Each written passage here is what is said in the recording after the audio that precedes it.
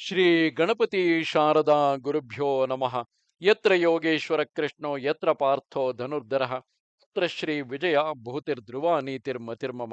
ಶ್ರೋತೃಗಳಿಗೆ ಶ್ರೀ ಅಳಸಿಂಗರಾಚಾರ್ಯ ವಿರಚಿತ ಶ್ರೀ ವ್ಯಾಸ ಮಹರ್ಷಿ ಪ್ರಣೀತ ಶ್ರೀಮನ್ ಮಹಾಭಾರತದ ಶಾಂತಿ ಪರ್ವದಲ್ಲಿ ಯಾಜ್ಞವಲ್ಕ್ಯನು ಜನಕನಿಗೆ ಪ್ರಣಯ ಕ್ರಮವನ್ನು ತಿಳಿಸಿದುದು ಎಂಬ 317ನೆಯ ಅಧ್ಯಾಯಕ್ಕೆ ಸ್ವಾಗತ. ರಾಜೇಂದ್ರ, ತತ್ವಗಳ ಸೃಷ್ಟಿ, ಸಂಖ್ಯೆ, ಕಾಲ ಪರಿಮಾಣ ಇವನ್ನು ಕ್ರಮವಾಗಿ ನಿನಗೆ ತಿಳಿಸಿದನು. ಇನ್ನು ಪ್ರಳಯ ವಿಷಯವನ್ನು ಹೇಳುವೆನು ಕೇಳು.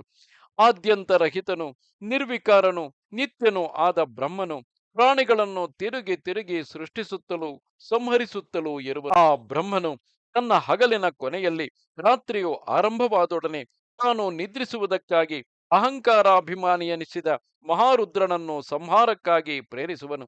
ಅವನಿಂದ ಪ್ರೇರಿತನಾದ ರುದ್ರನೇ ಆದಿತ್ಯ ರೂಪಿಯೆನಿಸಿ ಸಾವಿರಾರು ಕಿರಣಗಳೊಡನೆ ತನ್ನ ರೂಪವನ್ನು 12 ವಿಧವಾಗಿ ವಿಭಾಗಿಸಿಕೊಂಡು ಅಗ್ನಿಯಂತೆ ಜ್ವಲಿಸುತ್ತಾ ಜರಾಯುಜ, ಅಂಡಜ, ಸ್ವೇದಜ, ಉದ್ಭಿಜ್ಜಗಳೆಂಬ 4 ಬಗೆಯ ಪ್ರಾಣಿಗಳೊಡಗೂಡಿದ ಜಗತ್ತನ್ನೆಲ್ಲ ತನ್ನ ತೇಜಸ್ಸಿನಿಂದ ದಹಿಸುವನು. ಆ ರುದ್ರನು ಹೀಗೆ ಅಗ್ನಿ ಸ್ವರೂಪದಿಂದಲೂ ಸೂರ್ಯ ಸ್ವರೂಪದಿಂದಲೂ ಪ್ರಾಣಿಗಳನ್ನು ದಹಿಸಿ ತನ್ನ ಫಾಲನೇತ್ರವನ್ನು ತೆರೆದೊಡನೆ ಉಳಿದ ಸ್ಥಾವರ ಜಂಗಮಗಳೆಲ್ಲ ನಶಿಸುವವು. ಆಮೇಲೆ ಭೂಮಿಯು ಎಲ್ಲಿ ನೋಡಿದರೂ ಆಮೆಯ ಬೆನ್ನಿನಂತೆ ಕಾಣುವುದು. ಹೀಗೆ ರುದ್ರನು ಸಮಸ್ತವನ್ನು ದಹಿಸಿದ ಮೇಲೆ ಶೂನ್ಯಪ್ರಾಯವಾದ ಭೂಮಿಯನ್ನು ಮಹಾವೇಗವುಳ್ಳ ಜಲಪ್ರವಾಹವು ಆವರಿಸುವುದು. ಆಮೇಲೆ ಆ ಜಲವು ಕೂಡ ಅಗ್ನಿಯ ಬೇಗೆಯಿಂದ ಇಂಗಿ ಹೋಗುವುದು. ಆ ನೀರು ಹೋದ ಮೇಲೆ ಬೆಂಕಿಯು ಉರಿಯತೊಡಗುವುದು.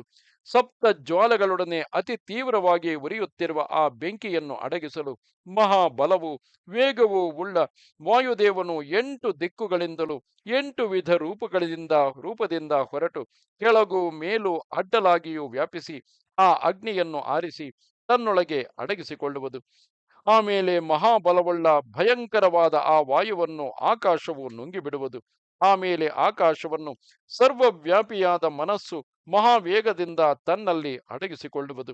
ಸರ್ವರೂಪಿಯು ಪ್ರಜಾಪತಿಯು ಎನಿಸಿದ ಅಹಂಕಾರವು ಮನಸ್ಸನ್ನು ತನ್ನಲ್ಲಿ ಲಯಗೊಳಿಸುವುದು. ಆ ಅಹಂಕಾರವು ಭೂತ, ವರ್ತಮಾನ, ಭವಿಷ್ಯತ್ತುಗಳನ್ನು ತಿಳಿದವನಾಗಿ ಮಹಾನ್ ಎನಿಸಿದ ಆತ್ಮಸ್ವರೂಪವನ್ನು ತಾಳುವುದು. ಸರ್ವರೂಪನೂ ಮಹಾಂತನೂ ಆದ ಆ ಆತ್ಮನನ್ನು ಸರ್ವೇಶ್ವರನಾದ ಶಂಭುವು ತನ್ನಲ್ಲಿ ಲಯಗೊಳಿಸುವನು. ಸರ್ವವು ಆ ಈಶ್ವರನಲ್ಲಿ ಅಡಗುವುದು. ಆ ಸರ್ವೇಶ್ವರನು ಅಣಿಮಾದಿ ಸಿದ್ಧಿ ಸ್ವರೂಪನು, ನಿಯಮನ ಶಕ್ತಿಯುಳ್ಳವನು, ಜ್ಯೋತಿ ಸ್ವರೂಪನು, ನಾಶವಿಲ್ಲದವನು, ಎಲ್ಲ ಕಡೆಯೂ ವ್ಯಾಪಿಸಿದ ಕೈ, ಕಾಲು, ತಲೆ, ಕಣ್ಣು, ಕಿವಿ, ಮುಖ ಮೊದಲಾದ ಅವಯವಗಳುಳ್ಳವನು, ಸರ್ವವ್ಯಾಪಿಯಾಗಿ ಎಲ್ಲ ಪ್ರಾಣಿಗಳ ಹೃದಯದಲ್ಲಿ ಇರತಕ್ಕವನು, ಅಪ್ರಮೇಯನು, ಮಹತ್ತಿಗಿಂತಲೂ ಮಹತ್ತಾದವನು. ಅಂತಹ ಸರ್ವೇಶ್ವರನು ಎಲ್ಲವನ್ನೂ ತನ್ನಲ್ಲಿ ಅಡಗಿಸಿಕೊಂಡ ಮೇಲೆ ಎಲ್ಲವೂ ತನ್ಮಯವಾಗಿ ನಿಲ್ಲುವುದು. ಅದರ ಮೇಲೆ ಎಲ್ಲವೂ ಕ್ಷಯವೂ ಅವ್ಯಯವೂ ಎಲ್ಲವಕ್ಕೂ ಸೃಷ್ಟಿಕಾರಣವೂ ನಿರ್ದುಷ್ಟವೂ ಆದ ಆ ಒಂದೇ ಬ್ರಹ್ಮರೂಪದಿಂದ ನಿಲ್ಲುವುದು. ಜನಕರಾಜ, ನಿನಗೆ ಪ್ರಳಯ ಕ್ರಮವನ್ನು ಯಥಾವತ್ತಾಗಿ ತಿಳಿಸಿದನು. ಇನ್ನು ಅಧ್ಯಾತ್ಮವನ್ನು, ಅಧಿಭೂತವನ್ನು, ಅಧಿದೈವವನ್ನು ಕುರಿತು ಹೇಳುವೆನು ಕೇಳು. ಇದು 317ನೆಯ ಅಧ್ಯಾಯವು.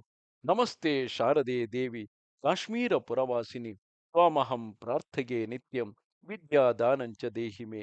ನಮಸ್ಕಾರ.